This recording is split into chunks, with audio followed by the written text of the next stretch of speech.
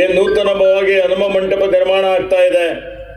ಆ ಹನುಮ ಮಂಟಪದಲ್ಲಿ ಏನ್ ವಿಶ್ವಗುರು ಬಸವಣ್ಣವರಿದ್ದಾಗ 770 ಅಮರಗಳಂಗಳು ಅಂದ್ರೆ 770 ಶರಣರು ವಿವಿಧ ವೃತ್ತಿ ಮಾಡುವಂತವ್ರು. ಆ ಎಲ್ಲಾ ವೃತ್ತಿ ಮಾಡುವಂತವರಿಗೆ ಒಂದೇ ವೇದಿಕೆ ಮೇಲೆ ತಂದು ಆ ಹನುಮ ಮಂಟಪದಲ್ಲಿ ಚರ್ಚೆ ಮಾಡಿ ಅನಿಷ್ಟಗಳನ್ನು ಯಾವ ರೀತಿಯಲ್ಲಿ ನಿವಾರಣೆ ಮಾಡಬೇಕು, ಸುಂದರ ಭವ್ಯವಾದಂತಹ ಸಮಾಜ ನಿರ್ಮಾಣ ಮಾಡಬೇಕು ಅನ್ನುವಂತ ಚಿಂತನೆ ನಡೀತಾ ಇತ್ತು.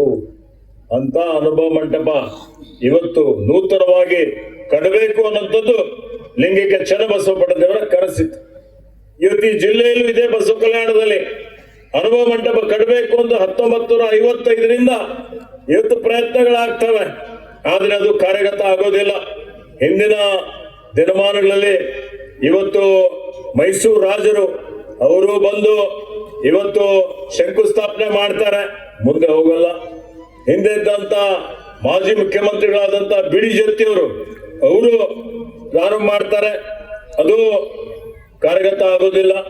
ಅದಾದ ಮೇಲೆ ಇವತ್ತೆಲ್ಲ ಪೂಜ್ಯ ಗುರುಗಳು ಸೇರಿಕೊಂಡು ಲಿಂಗೈಕ್ಯ ಚನ್ನಬಸವ ಪಟ್ಟದೇವರು ಮಾತ್ರ ಮಾಡ್ಲಿಕ್ಕೆ ಸಾಧ್ಯ ಇದೆ ಅಂತೇಳಿ ಹೇಳಿ ಅವರ ಹೆಗಲ ಮೇಲೆ ಇದೊಂದು ದೊಡ್ಡ ಜವಾಬ್ದಾರಿ ಕೊಡ್ತಾರೆ.